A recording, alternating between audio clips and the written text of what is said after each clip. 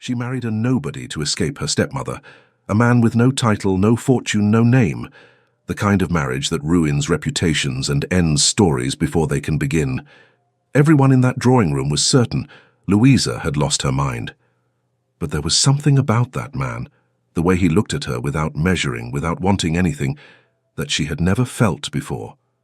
And when he finally revealed who he truly was, no one in that room was prepared. England, 1887. The drawing room smelled of cut roses and well-dressed lies. Louisa was standing near the window when she heard her name, spoken in Margaret's voice with that surgical precision that always preceded a public humiliation. Lady Blackwood will have the pleasure of announcing her stepdaughter's engagement before the end of the week. Louisa didn't turn around. She kept her eyes on the garden below, where October's thin rain bent the branches of the rose bushes. 3 years. 3 years since her father's death, and Margaret still used the Blackwood name as though it were hers, as though Louisa were inventory included in the inheritance. Lord Sebastian Lancaster sat at the centre of the settee with the posture of a man who had never needed to ask for anything in his life because the world had grown accustomed to simply delivering. 40, perhaps. Pale, empty eyes. The kind of man who buys horses without giving a thought to what the horse might feel. He looked at Louisa with the expression of someone inspecting a purchase. "Lady Louisa," he said, inclining his head, "I've been hearing very good things. I'm sure you have." Louisa gave a brief, correct, unbearable curtsy. "Lord Sebastian." Margaret crossed the room with a smile that never quite reached her eyes, it never did, and positioned herself beside her stepdaughter like someone planting a flag in conquered territory. "Louisa, you ought to be grateful. A man of Lord Sebastian's standing has no need to come looking for a bride in Bath. He could have chosen any family in London." "And he chose Bath," said Louisa, her voice perfectly even. "How fortunate for me." The corner of Margaret's lip tightened, almost imperceptibly. When Louisa finally managed to escape, a invented headache, well-delivered apologies, she went straight to the stables, hands trembling, eyes full of tears. She pushed open the heavy wooden door and stepped inside. The smell was of damp straw, of leather, of something large and warm and alive. At the far end, the grey mare, Sable, the most skittish one, the one no one could approach without her shying away, was being brushed with slow, almost hypnotic strokes. Thomas Gray didn't look up when she entered, but his shoulders eased slightly, that subtle loosening, as though her presence was welcome in a way he didn't put into words. "Sable's doing better," said Louisa, stopping near the stall gate. "Aye, she is," he confirmed. "She stopped shying away when she hears my footsteps." "How long did that take?" 3 weeks. Louisa looked at the mare. Sable looked back with those large dark eyes, nostrils flared, reading the air. "And with me? How long will it take?" Thomas stopped brushing. He looked at her at last, and there was something in that gaze Louisa could never quite name. Attention, perhaps. Not the kind that measures. The kind that simply sees. "Depends," he said. "Do you go to her or wait for her to come to you?" Louisa didn't answer. She unlatched the stall gate slowly, stepped into the small space and stood still. Sable huffed, tossed her head. Louisa didn't step back. Thomas watched in silence. 30 seconds. 1 minute. The mare took a step forward, sniffed the air near Louisa's shoulder, and went still. "Faster than I expected," said Thomas. Louisa let out a breath she hadn't realized she'd been holding. "I told her I wasn't a threat." "With words? With my body?" She turned her head slightly toward him. "You taught me that." Thomas raised an eyebrow. He always used formal address, but in his mouth it sounded like genuine respect, not a label. "May I try brushing her?" she asked. "Go ahead." He stepped aside and handed her the brush, wide hands with calluses across the palms. As the brush passed between them, their fingers almost touched. Almost. Louisa began to brush. Sable stayed calm. "Lord Sebastian Lancaster was at the house today," she said with no particular inflection. "Just information." But Thomas was silent for a beat longer than usual. "I've heard he visits often. Margaret wants me to marry him, for the good of the family." The brush kept moving. The rhythmic sound of bristles through the mane was the only sound in the stable for a moment. "And do you want to?" asked Thomas. Louisa stopped brushing. "No." Thomas nodded slowly, as though he'd already known the answer but needed to hear it spoken aloud to believe she knew it too. "What will you do?" "I don't know yet." She resumed brushing. "Margaret says I have no choice, that as long as I live under her roof I must obey." "Is it her roof?" Louisa turned to look at him. "Yes. My father left the estate's management to her until I turned 25 or marry." A pause. "It's a velvet cage. Very pretty from the outside." Thomas stood near the gate, arms crossed, looking at Sable rather than at Louisa, but she knew he was listening to every word. "Horses kept in velvet cages get sick," he said at last. Louisa looked at him. He didn't finish the thought. He didn't need to. She came back the next day and the day after that. On a Tuesday afternoon, a heavy rain caught Louisa in the middle of her walk. She was stranded in the stables with Thomas for nearly an hour, sitting on a wooden bench while rain hammered the slate roof. "Did you always want to work with horses?" she asked.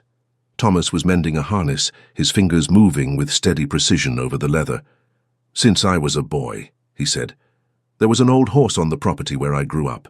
Nobody paid him much mind anymore, but he still paid attention to everything. He'd stand there looking at the horizon like he was waiting for something." "And you'd stand there looking with him?" Thomas glanced up briefly, and there was a quiet humor in his eyes she hadn't expected. "Often." "What did the two of you see?" "Hard to say." He went back to the harness. "But the waiting felt less lonely when it was shared." "You never ask why I come here," she said. "It's not my place." "It could just be ordinary curiosity." "It could." Thomas set the folded harness aside. "But you come because you need somewhere you don't have to be anything other than what you are. Asking why would be like lighting a lamp in a dark room where someone is resting." The rain eased. She ought to go back. When she stood, the bench creaked and she slipped slightly on the damp straw. Thomas's hand was there before she registered it, firm at her elbow, steadying without gripping. For a moment, neither of them moved. Louisa felt the warmth of that hand through the fabric of her sleeve. A ridiculous detail, too specific to ignore, the exact pressure of his fingers, no more and no less than what was needed. He let go. "Careful," he said as though the moment hadn't happened. Louisa left the stable with her knees working perfectly fine, and her head doing things knees had no business doing. Later that week, Margaret found Louisa in the corridor. "You were rude." "I was polite." "You were precisely polite enough to be maddening, which amounts to the same thing." Margaret crossed her arms. "Lord Sebastian is patient, but patience has its limits. You will accept this proposal, Louisa. There is no other option on the horizon." "There's always another option." "Not for a young woman with no fortune of her own, no title of her own, and no prospects of her own." Margaret's voice dropped, quieter than a shout and more dangerous for it. "You are the daughter of a second marriage to a middling baron. Without me you are nobody. Lord Sebastian is being generous in considering you at all." Louisa held her gaze for a long moment. "Good evening, Lady Margaret," she said at last, and climbed the stairs. In her room in the dark without me, you are nobody settled in her chest the way it always did.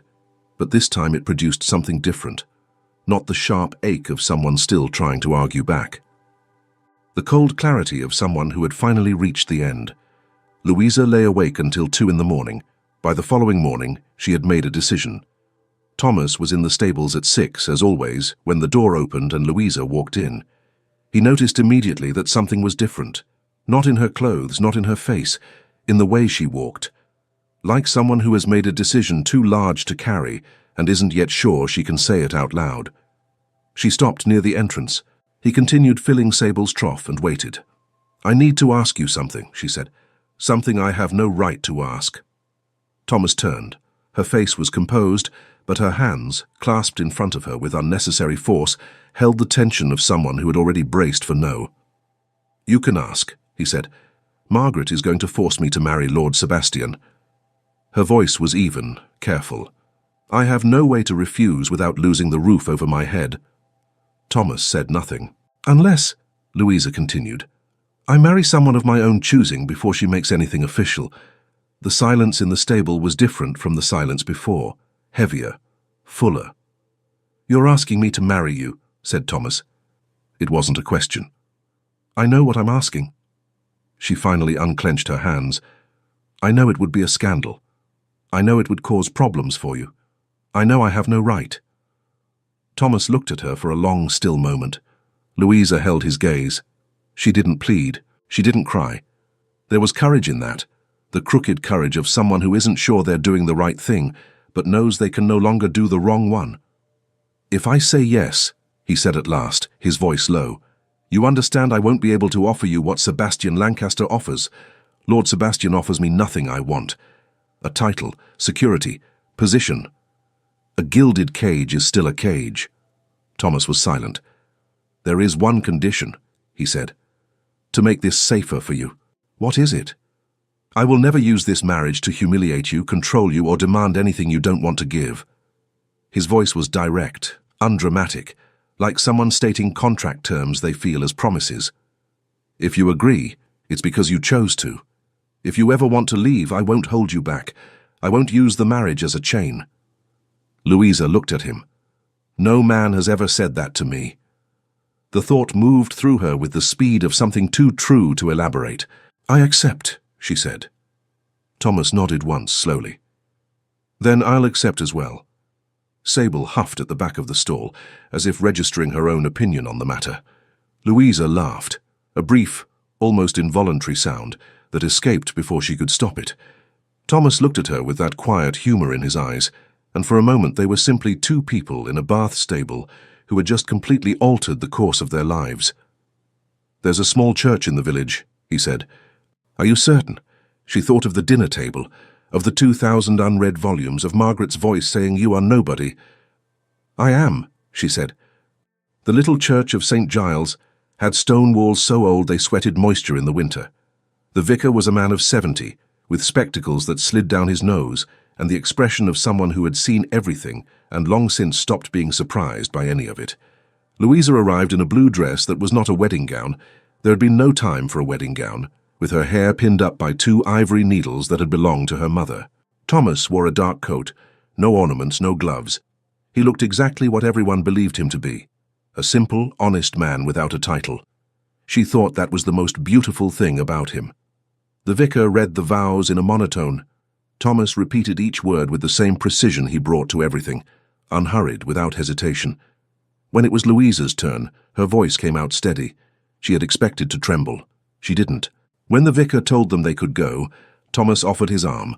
She placed her hand on it, the first time she had touched him deliberately, without the cover of accident, and felt the muscle tighten slightly beneath the fabric. He had noticed too. They left the church in the October cold with a folded certificate, tucked in the inside pocket of his coat, and the entire world ahead of them, with no plan beyond the next step. We have to go back, said Louisa. I know. Margaret will... She didn't finish. She didn't need to. Thomas turned slightly toward her as they walked. Are you sorry? Louisa thought for a genuine second. No, she said. I'm frightened. Those are different things. He was quiet for a moment. Then, they are... He agreed. But one of them passes. Margaret was in the drawing room when they walked in. There were others. Lord Sebastian at the centre, 2 neighbours Louisa recognised from previous dinners, Mrs. Hartley, who adored a scandal and never missed the chance to witness one. They had been summoned. Louisa understood that immediately.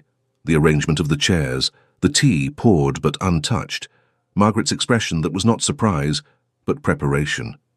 She had known. Louisa. Margaret's voice was ice with a thin layer of civility laid over it, like frost over shallow water. What an unexpected pleasure. And you've brought... Her eyes settled on Thomas with a deliberate slowness, moving from his head to his mud-caked boots. Company. I've brought my husband, said Louisa. The silence that followed had texture. Mrs. Hartley's mouth opened slightly. One of the neighbours coughed. Lord Sebastian rose slowly, each movement calculated to suggest that small things did not disturb him. Your husband, he repeated, in the tone of a man who has just heard a poor joke. We were married this morning, said Louisa. At St. Giles, Vicar Aldridge officiated. Margaret took 3 steps toward her, and each one carried the intention to crush. "You have destroyed this family's name," she said, her voice low enough to feel intimate and loud enough for everyone to hear. "For a man who cleans my horse's hooves, you have lost your mind completely." "I haven't lost it," said Louisa. "I found it." "Found what, exactly?" Margaret opened her arms slightly, turning to the room as though inviting the others to witness the madness. "A servant? A nobody with no name, no fortune, no family. That is what you call finding yourself?" Sebastian stepped forward. "My good man," he said, in the voice one uses for people who only understand simple instructions. "Do you have any idea what you've done? Marrying a lady of this family without authorization, without a negotiated dowry, without what, exactly?" Thomas spoke for the first time since they had entered. His voice was calm, completely calm. The kind of calm that doesn't come from indifference, but from a confidence so deep it has no need of volume to be heard. Sebastian stopped. "Without your permission," Thomas continued. "Or without hers?" "You're a nobody, Sir Horsegroom," said Sebastian, with the precision of a man who believes that naming someone's social position is argument enough to end any discussion. "You have no standing to speak in this room." "Then tell me what standing would be required." There was something in the way Thomas said it, without irony, without anger, with an almost genuine curiosity, that made the room go quiet in a different way. Not the silence of shock. The silence of people who sense a conversation is about to change direction entirely. Margaret looked at Thomas with narrowed eyes. "Who do you think you are?" Thomas didn't answer immediately. He reached into the inside pocket of his coat. Not for the certificate, but for something smaller and heavier. When his hand came back out, there was a ring between his fingers. Not the plain band he had worn until now. This one was different, dark gold, with a coat of arms engraved in relief. He slid it onto his finger with a quiet, unhurried movement. The older of the two guests, Sir Edmund Ashby, 70 years old, a member of the House of Lords for 3 decades, looked up from the ring and went completely still. "Good God," he said. Thomas turned slightly toward him. "Sir Edmund, it's been a while." "Hartmore," the old man said, in a voice that had lost all conversational warmth and taken on something closer to reverence. "Alexander Hartmore." The name dropped into the room like a stone into still water. Margaret went pale. Sebastian opened his mouth. Nothing came out. Mrs. Hartley set her teacup back in its saucer, with a clink that sounded absurdly loud in the silence. "The Duke of Hartmore," Thomas confirmed. "Alexander." His voice remained in the same register, as though he were confirming the time of day. "I apologize for the delayed introduction." Louisa stood completely still. She heard the words. She understood the words. But there was a strange distance between understanding and feeling, like reading a sentence in another language, where the meaning arrives a beat after the sound. Duke of Hartmore. She had married the Duke of Hartmore. She had proposed to the Duke of Hartmore in a stable, using the word scandal as though she were describing a minor domestic inconvenience. Alexander, Thomas turned to her then, and there was something on his face she had never seen before. A genuine wariness. Not quite guilt, but the expression of a man who knows an explanation is owed and isn't certain how it will be received. Louisa held his gaze. She said nothing. Alexander turned back to the room. "Lady Louisa is my wife, Duchess of Hartmore, as of this morning." The briefest pause. Any remarks concerning the marriage, her character, or the circumstances will be received as remarks directed at the House of Hartmore. I trust everyone here understands what that means. No one in the room said a word. Sebastian Lancaster, who had walked into that drawing room as the most powerful man in it, stood at the center with the expression of a man who has just realized he bet on the wrong horse in a race that was already over. Margaret was so pale she looked translucent. "Louisa," she began. "Lady Hartmore," said Alexander without raising his voice. "The correct address is Lady Hartmore." The silence that followed lasted exactly long enough for everyone in the room to understand that something had changed permanently. Not the temperature of the space, the entire structure of it. They left before anyone recovered enough voice to speak. In the corridor, Alexander opened the side door that led to the garden, and Louisa stepped through it without thinking, because she needed air, and because the garden was the only place without people watching. He followed. The rain had stopped. The garden smelled of wet earth and decaying leaves. that specific October smell Louisa had associated, since childhood, with the ending of things. She stood near the stone balustrade and stared at the rose bushes without really seeing them. "You should have told me," she said at last. "Yes." The directness of it surprised her. She had expected the explanation to come first. "Why didn't you?" Alexander stood beside her, 2 paces away, looking out at the garden as well. "When I met you, I was Thomas Gray. I wasn't pretending to be someone who doesn't exist. I was trying to discover who I was, without the title." A pause. "And when you proposed to me, I knew you weren't asking Alexander Hartmore.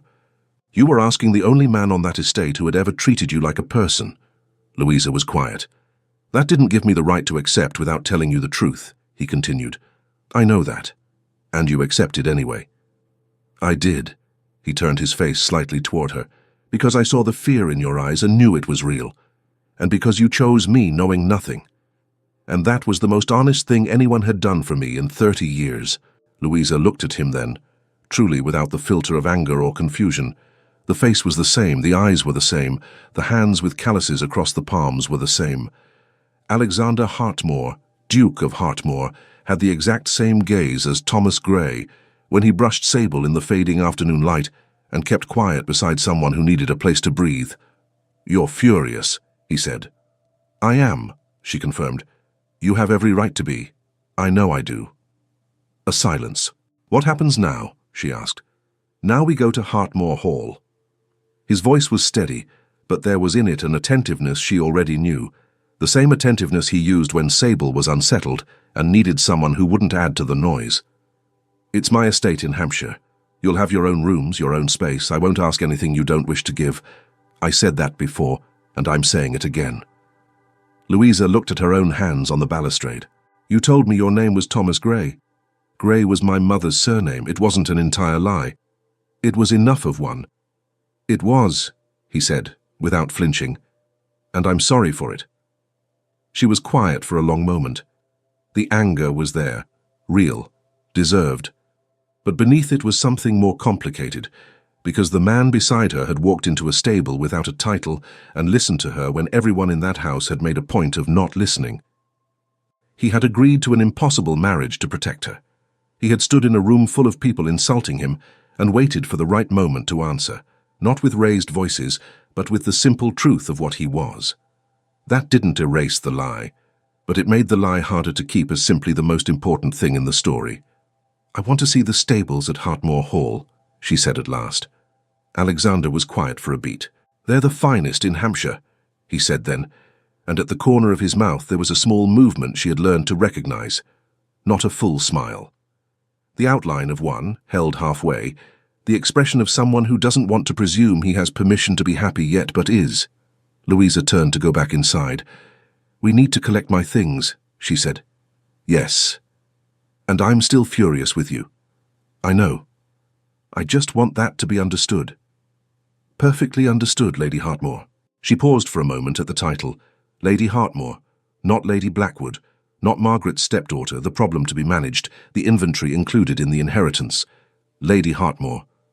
She went inside without comment, but Alexander, who was 2 paces behind her, and had spent weeks learning to read her the way he had learned to read horses, with patience and without agenda, saw the exact moment when her shoulders, for the first time in that long and impossible day, dropped by an inch. Hartmore Hall appeared at the end of a beach-lined road after 4 hours of travel. Louisa had braced herself for something grand. She had not braced herself for that.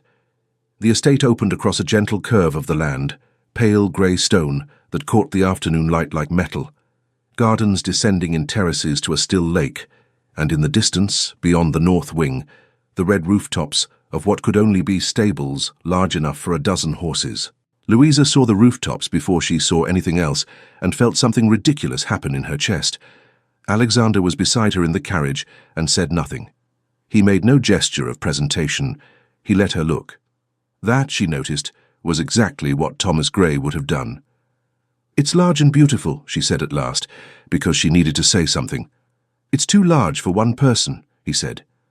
"It always has been." She turned to him briefly. He was looking at the estate with an expression she couldn't quite classify as pride. It was more like the look of someone returning to a place that had never entirely been theirs. "How long were you away?" she asked. "Almost a year." "In the stables of Bath, on different estates. Bath was the last." Louisa turned back to the window. "Did anyone know where you were?" "My butler and my solicitor." A pause. No one who would tell. The carriage stopped at the main entrance. A white-haired butler came down the steps with an expression that tried to be neutral and couldn't quite conceal the relief beneath it. "Your Grace," he said. "Welcome home." Cartwright.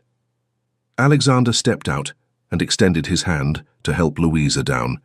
"This is Lady Hartmore, my wife. Please prepare the East Wing apartments." Cartwright looked at Louisa with the quick, discreet assessment of an experienced butler and offered a bow that was entirely genuine. "Lady Hartmore, welcome to Hartmore Hall." Louisa set her foot on the stone entrance and looked up, the facade, the tall windows, the rows of rose bushes still holding a few flowers against the October cold. "This is my home now," she thought. And then, immediately after, I don't know what that means. The first days at Hartmore Hall were strange in the specific way things are strange when they ought to be harder than they turn out to be. Alexander didn't press her. He kept the promise he had made in the garden at Bath, her own rooms, her own space, with a consistency that began to feel less like restraint and more like genuine respect.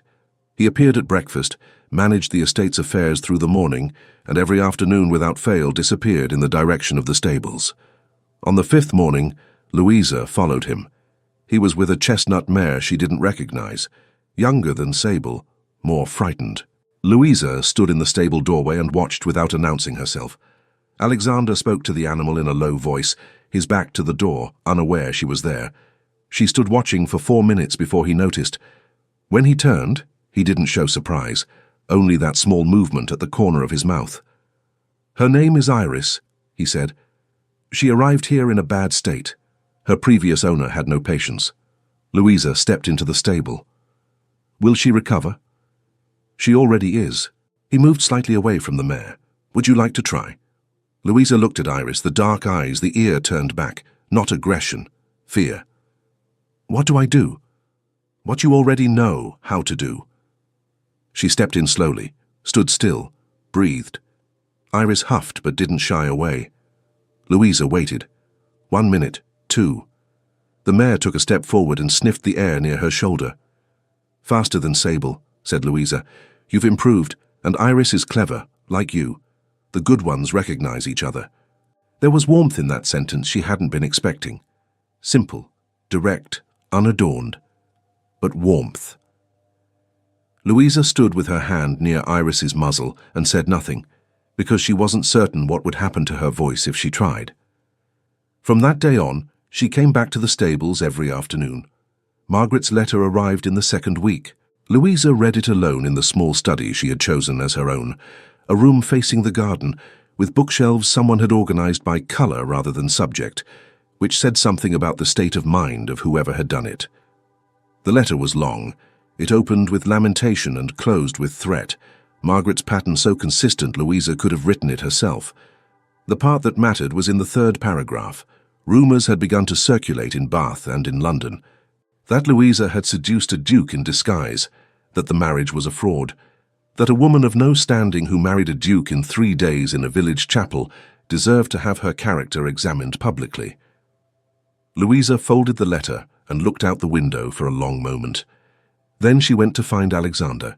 He was in the main study with documents spread across the desk. The management of an estate that size apparently never ended. He looked up when she walked in. She set the letter on the desk without a word. Alexander read. His expression didn't change during the reading, but there was a muscle in his jaw that tightened near the end. "This was to be expected," he said. "I know. Margaret lost control over you and over your father's inheritance. That doesn't disappear quietly. I know that too." Louisa sat in the chair across the desk. "What I want to know is what you intend to do about it." Alexander set the letter down. "There's a ball next month. The Ashburys in Hampshire and all of local society will be there. I had intended to decline." A pause. "But I think we should go." Louisa looked at him. To present me officially. To present us. He looked at her with that direct attentiveness she had come to recognize as the opposite of indifference. Not as a duke escorting his wife, as a husband and wife who chose each other. There's a difference. There was. Louisa felt the difference before she could name it. And if I'm not ready, she asked, then we don't go. The answer was too simple. She had expected negotiation, arguments about the necessity of the public appearance, about what was at stake for the House of Hartmore. You're not going to tell me you need me there for the sake of your name. I do. But not as much as I need you to be well. He leaned back slightly in his chair. I learned that forcing a frightened horse through a gate doesn't produce a brave horse, it produces a broken one. Louisa was quiet for a moment. Are you ever going to stop comparing me to horses? Probably not. I'm very fond of horses. She couldn't help but laugh. Brief, a small sound that escaped before she could stop it, but real.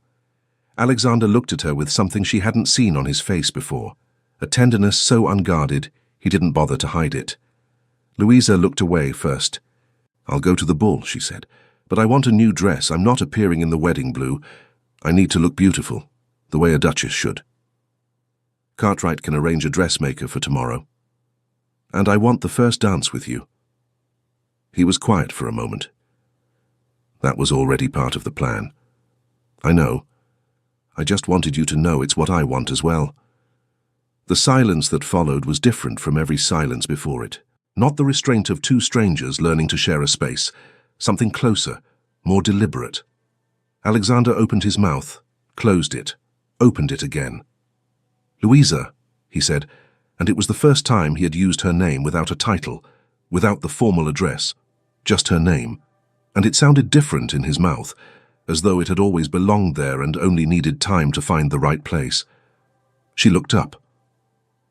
I know the lie was real, he said, and I know trust isn't rebuilt with words, but I need you to know that the man who was in that stable, who listened, who waited, who learned what made you smile before he learned anything else about you, that man was not a disguise. He was the part of me I was most certain was real. Louisa looked at him. Her heart was doing inconvenient things. She was fully aware of this, and there was nothing to be done about it. That was very well said, she told him at last. I practiced. Alexander. Yes? Be quiet. He went quiet. And in that silence of his, the silence she had learned to read the way others learn languages, there was something that was the most honest version of happy she had ever seen in a grown person. The Ashbury ball took place on a Friday in November, with torches lit in the garden and the whole house thrown open for 200 guests. Alexander was already standing at the entrance when she came down the stairs and stopped. He looked at her the way he did everything, completely, without hurrying, without pretending he wasn't looking. Louisa, he said, just her name, but the tone held something she hadn't heard in it before. You're beautiful, he said then, in the direct voice of someone not offering a drawing-room compliment. He was stating a fact. Not the dress, you. Louisa felt the warmth rise up her neck before she could decide what to do with it. Thank you, she said at last. The corner of his mouth moved.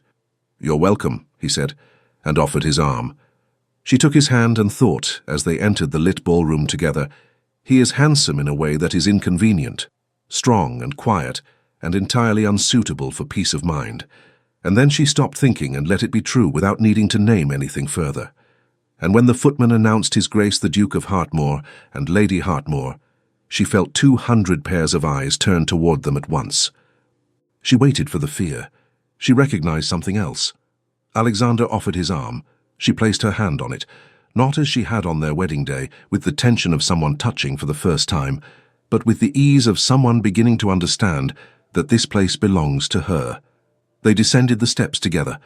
The first dance was a waltz. Alexander led with the confidence of someone who knows every step, but his attention was entirely on her. You dance well, she said, because it was true and because she needed to say something that was not what she was actually thinking, which was, you are very handsome, and your shoulders do inconvenient things to a coat, and I should have noticed that sooner. I learned, he said, but I never enjoyed it until now. Why now? He looked at her. Because now it's with you. Louisa missed a step by half a second. He corrected it without comment, his hand at her back, firm and warm through the dark green fabric. "You're making me say things," she said. "I'm only answering what I'm asked." "I didn't ask any of that." "You did," he said quietly. "You just didn't use words." She looked at him, at the face she now knew better than she had realized, at the eyes that never measured, only saw, and decided. "You're handsome," she said in a low voice, direct, without the cover of irony. "It's inconvenient, and I think you should know it." Alexander went completely still for a moment. "Louisa," he said. "I'm only answering what I'm asked," she said. "I just hadn't used words before." He laughed, quietly, almost only for her. The real laugh, not the Duke's contained smile. And she felt that laugh in her chest like something she had been waiting for without knowing it. "Margaret is here." Louisa took half a second to find her. Ayesa near the east wall, with an expression trying to combine indifference with venom and managing only to look sour. "I see her," said Louisa. "Do you want to leave?" "No." She looked at Alexander. "I want to finish this dance." He turned with her through a wide curve, and for a moment the entire ballroom narrowed to the space between them, his hand at her back, the dark green fabric sweeping the turn, the music rising and falling like a tide. "You said once," she said quietly as they danced, "that when I chose you knowing nothing, it was the most honest thing anyone had done for you." "I did." "Then I need to say something honest now." "Go ahead." "I thought I was running away when I chose you." Her voice was steady, but there was something in it that hadn't been there the week before, or the week before that. "But I think I was arriving somewhere. I just didn't know yet where that was." Alexander stopped dancing for exactly half a second, a stumble invisible to anyone in the ballroom, but which Louisa felt because her hand was at his back, and she knew the rhythm of his body better than she had realized. He resumed. "I know where it is," he said very quietly. "Where?" He didn't answer with words. He looked at her, that look that never measured, that simply saw, that she had first noticed in a bath stable on an October afternoon, and stayed in it for the length of the music. The length of it was enough. When the waltz ended and the couples separated, Louisa stood at the center of the ballroom with her hand still on his shoulder for a beat longer than necessary. No one in the room noticed, except Alexander. He noticed. Later that evening, as the guests began to thin and the tallest candles began to burn low, Margaret crossed the ballroom toward Louisa with the walk of someone about to say something intended to wound. "Louisa," she said quietly, "you know this won't last. Men like him don't stay with women like you." Louisa looked at her stepmother for a long moment. 3 years ago, that sentence would have done its work. 2 months ago, it would have produced anger.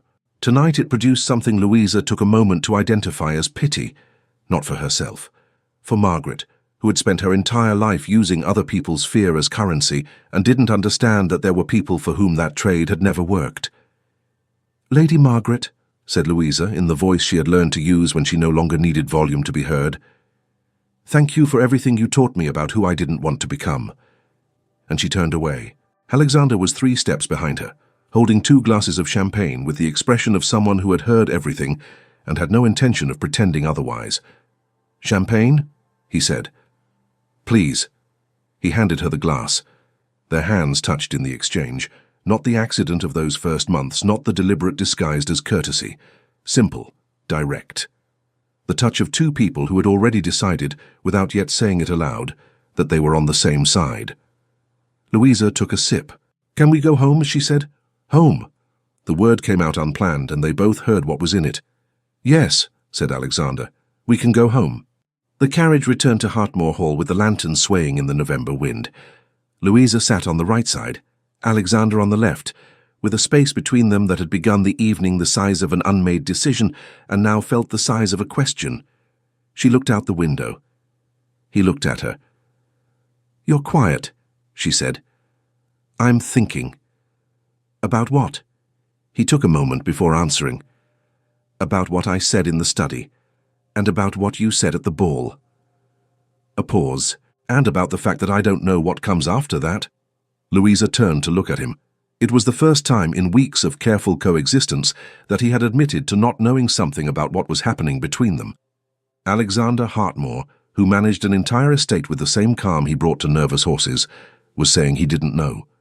That was strangely the most reassuring thing he had said yet. "I don't know either," she said. "Is that progress or a problem?" "Both, probably." He kept looking at her with that look, and Louisa felt the space between them shift in proportion, not physically, not yet, but in a way they both felt at the same moment. "May I ask you something?" she said. "Yes." "When you were in Bath, in the stables," she chose her words carefully, "was there a moment when you realized you were feeling something beyond protection?" Alexander didn't answer immediately. When he spoke, his voice was lower. "When you stepped into Sable's stall without stepping back." Louisa blinked. "That early?" "I saw courage where you saw desperation." He tilted his head slightly. "They can be difficult to tell apart sometimes, but what I felt in that moment wasn't protection. It was admiration, and admiration, I discovered, is considerably more dangerous." The carriage stopped. They entered Hartmore Hall in silence, with Cartwright waiting at the entrance to extinguish the last candles. Alexander dismissed the butler with a gesture. The house went quiet. In the corridor that separated their rooms, the same corridor Louisa had crossed every night for weeks without stopping, she stopped. He stopped as well, 2 paces behind her. "Alexander," she said without turning. "Yes." "What do you want?" The question hung in the dark corridor for a long moment. "Do you want the honest answer?" he said. "Always." Alexander took 1 step. He stood a single pace behind her in the dark corridor and spoke. "You're beautiful," he said first. "Every day. In riding boots with your hair loose, and when you're furious with me at 9 in the morning. Beautiful in a way that doesn't fade, that doesn't depend on any dress. I needed to say that before anything else." Louisa opened her mouth, closed it. "And I love you," he continued in that same direct voice, without drama, without retreat. "I'm not saying it to persuade you of anything. I'm saying it because it's true, and because I was too much of a coward to say it in the stable, and in the garden, and in the study, and in every other moment when I should have." He didn't look away. "I love you because you proposed to a nobody in a stable with your hands trembling, and didn't apologize for it. Because you stepped into Sable's stall without stepping back. Because when you laugh, the real laugh, the one that comes out before you decide whether to let it, I can't look at anything else." The corridor was still. Outside, the November wind. "I want you to stay," he said. "Not out of obligation, not for a title, because I'm the man who wants to be the one beside you when you wake up." A pause. "And because I think you're also the most beautiful thing that has ever walked into one of my stables." Louisa felt her throat tighten in a way that had nothing to do with grief. "That was a great deal," she said. "It was," he agreed. "I held it too long." She took the step that remained between them. "I love you," she said. Simple, unguarded, without the careful elegance she brought to everything. "And you are handsome in a way that has bothered me since the very beginning, and that I refused to admit for months." Her voice was steady, but there was something new in it, something open. "I choose to stay. I choose you." The man from the stable and the Duke and everything that comes with both. Alexander brought his hand to her face. "May I?" he said very quietly. "You may," she said, equally quietly. The kiss was slow. His hand on her face was warm. Not the passing warmth of a polite touch, but the warmth of someone who has finally stopped holding back. She felt his fingers open slightly against her cheek, as though he needed to be certain it was real. Her hand found his coat without conscious thought, the fabric slightly creased, his heart beating just a little faster than ducal composure would ever allow him to admit. When they separated, neither of them moved away. "I chose you before I knew your name," she said, her forehead near his. "But I think I would choose you again knowing it." "I know," he said. "That's what frightened me at first and saved me after. And I wanted you from the first moment I saw you in that stable."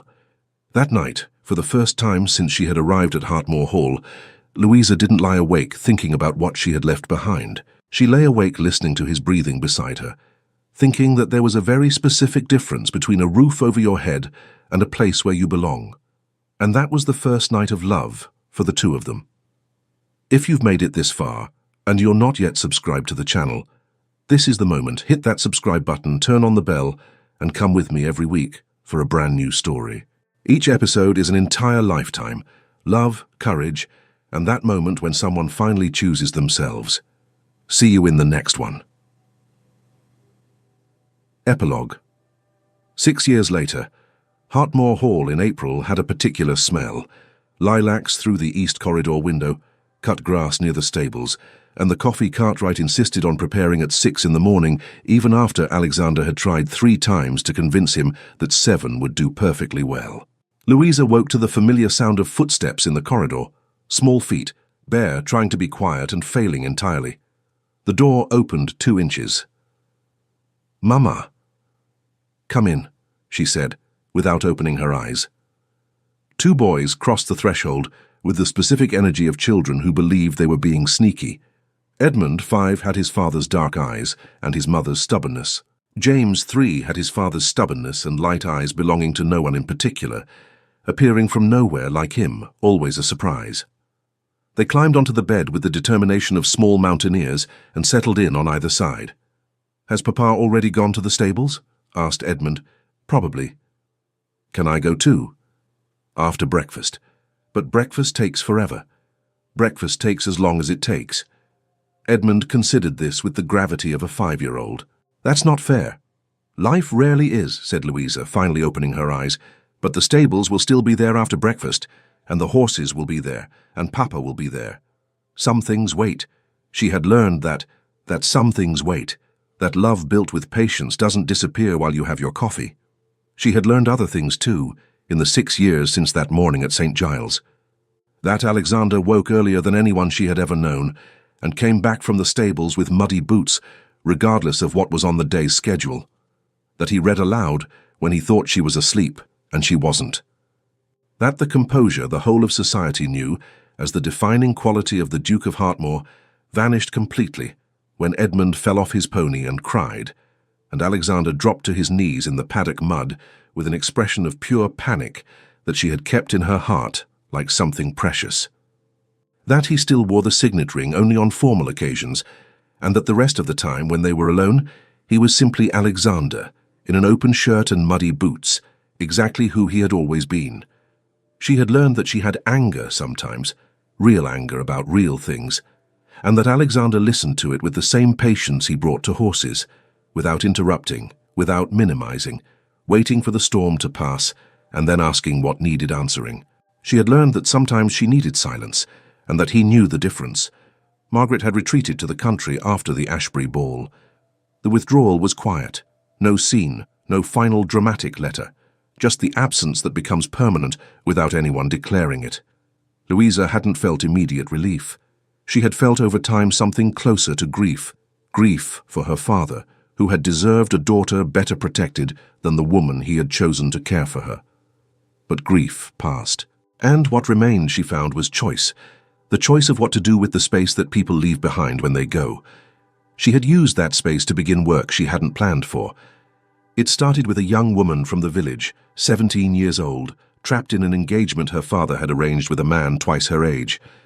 Louisa had spoken with the girl, then with the father, then with the family solicitor, and in the end the young woman had left the engagement with her dignity intact and a real alternative in hand.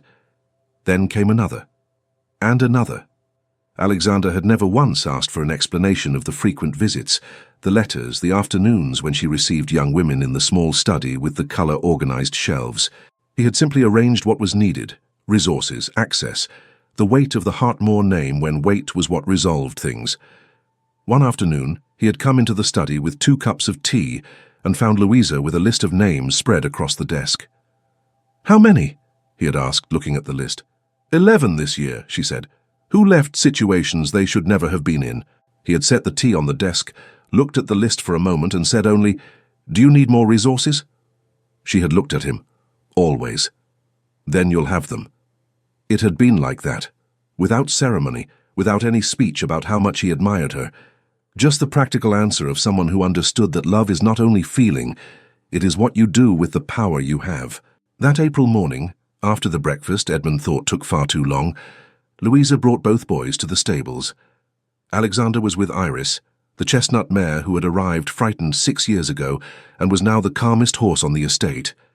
He was brushing her with his back to the door when they came in, and Edmund was running before Louisa could hold him back. "Papa?"